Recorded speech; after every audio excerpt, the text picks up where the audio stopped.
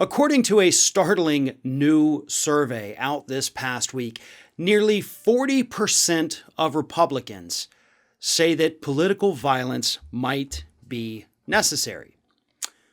Almost 40% say that it's okay sometimes to get a little violent with the government. Terrifying, considering we've spent the last week dealing with an impeachment trial of a president who is on trial for inciting political violence.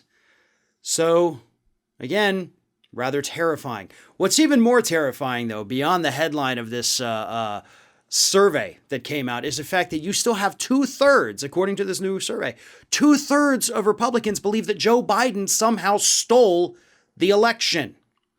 And that, no doubt, is helping to bolster that number of people who say, hey, political violence might be necessary.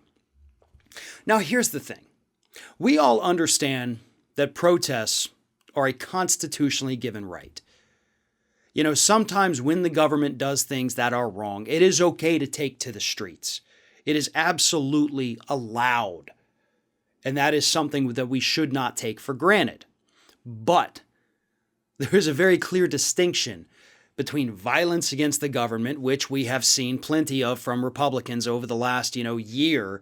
What happened up in Michigan where they stormed that Capitol building, the storming of the Capitol on January 6th. Yes, we have seen Republicans get violent against the actual government.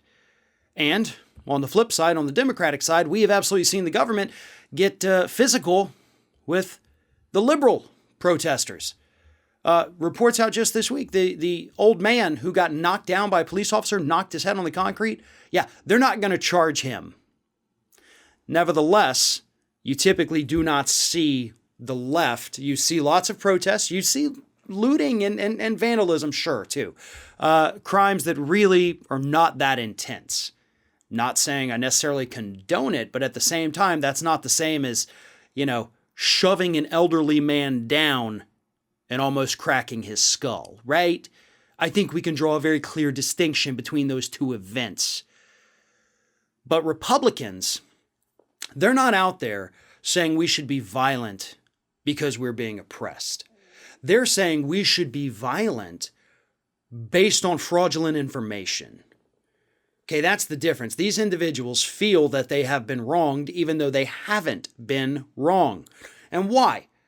Because they have been fed a steady diet of misinformation, propaganda, and flat-out lies by conservative media, not just since the election, but for decades now. This is what a healthy diet of Fox News or Newsmax or One America, this is what that does to you. It radicalizes you against enemies that don't even exist. The real enemies really are the ones out there feeding you this propaganda BS, and they know it. But they have to keep you angry at somebody else, otherwise you're going to realize that you're actually listening to the villains. That's why they do this. The real villains, the real oppressors out there, are the individuals who say, no, you do not deserve a higher minimum wage. No, you do not deserve a stimulus check in the middle of a pandemic and a recession, even though tens of millions lost their jobs throughout this whole thing. They're the ones who are telling you that it's okay for the corporation you work for to not pay you overtime, to bust up your union, to take away your benefits. Those people are the enemies. And they're usually the ones crying the loudest with the misinformation.